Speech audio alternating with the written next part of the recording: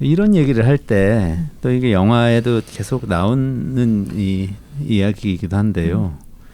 능력이 안 되면 어쩔 수 없다 이렇게 생각할 수도 있잖아요. 사업도 사업 잘해서 벤처기업 성공한 거 박사장네 같은 데는 성공했으니까 잘 사는 거고 대만 카스테라든 뭐든 사업해서 망했잖아. 그러면 지하에서 살아야지. 이렇게 사실 생각할 수도 있겠다. 이런 생각도 또 저는 들더라고요. 저는 그게 그 능력 사회에 대한 풍자도 그 영화에 굉장히 많이 들어있다고 생각했는데 그 영화 보신 분들은 다 느끼시겠지만 그 기택네 네 가족은 다 굉장히 유능해 보이는 사람들이거든요. 뭐 좀 주저주저하고 뭐 어리버리한 게 아니고 굉장히 딱 상황이 주어지면은 아주 그냥 탁탁탁 그거에 맞게 행동하는.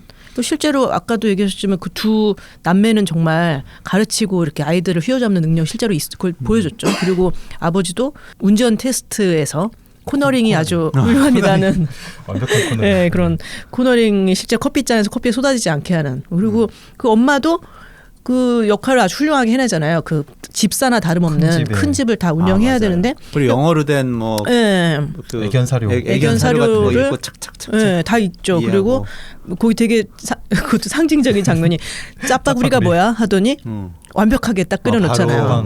바로 레시피 찾아가지고. 그 정신없는 상황에서 거기 딱 그 다의 엄마가 그러죠. 아, 고기가 안쪽까지 다 익었다 뭐 이런 얘기까지 하면서 이게 완벽하게 요리됐다는 칭찬을 하잖아요. 그러니까 어떤 상황이든 주어지면 뭐든지 할 수 있는 사람들인 거예요. 근데 그 사람들한테는 공식적인 자격이 없는 거죠.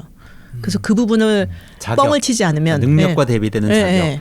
그러니까 대학생이라는 자격이 없어서 그거를 거짓말로 위조해서 들어가야 되고. 서울대 문서위조학과. 네, 그리고 뭐 일리노이 주립대 뭐 이런 거 하고, 네, 그 뭐 더 케어라는 그 명함을 위조하고 이렇게 해서 다 그 자격 부분을 거짓말로 넘어가지 않으면은. 근데 사실은 실제 그 면접을 볼 때는 테스트를 했잖아요. 그러니까 서류만으로 통과된 게 아니고 실제 능력 테스트를 다 통과할 수 있는 사람들인데 그 자격이 없어서 일을 못 하고 있었던 거거든요. 그리고 그 집의 집안일을 너무나 잘했죠, 그 사람들이. 그렇죠. 그거는 아주 만족스럽다고 이제 얘기를 했는데 사실은 우리 사회에 이렇게 꼭 능력이 있는 사람이 좋은 일을 하느냐, 아니면 이미 그 일을 하고 있어서 능력이 있어 보이느냐.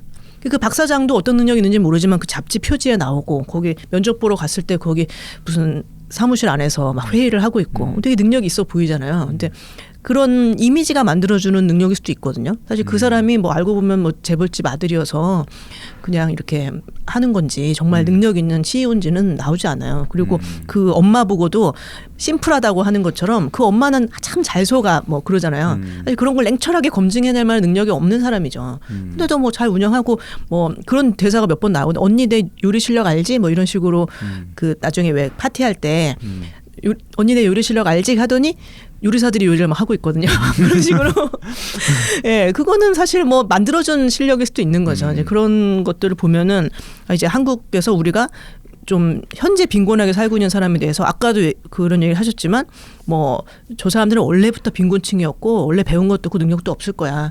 기회가 주어져도 일을 못할 거라고 생각하는데 사실 그렇지는 않을 수 있다는 얘기가 굉장히 들어있는 거죠. 네. 대만 카스테라만 봐도 아주 상징적이잖아요. 그래서 대만 카스테라 거기 아무리 그 점주 입장에서 영업을 잘한다고 해서 내 능력이 아무리 추천해가지고 마케팅을 엄청 잘한다고 해서 잘 되기가 어려워요. 그렇죠. 이미 사람들의 수요 이상으로 출점을 막 시켜서 돈을 다른 사람이 이미 벌고 있거든요. 그렇죠. 근데 그 돈 번 사람들은 애초에 그만한 자본이 있고 또 요거를 악용해서 돈 벌려는 의도가 있는 사람들이 있잖아요. 그러니까 그런 의도와 그런 자본을 가지고 있지 않은 이상 본인 능력과는 관계가 없는 거죠. 이 구조 안에서 그걸 빠져나가기가 쉽지는 않은 것 같아요.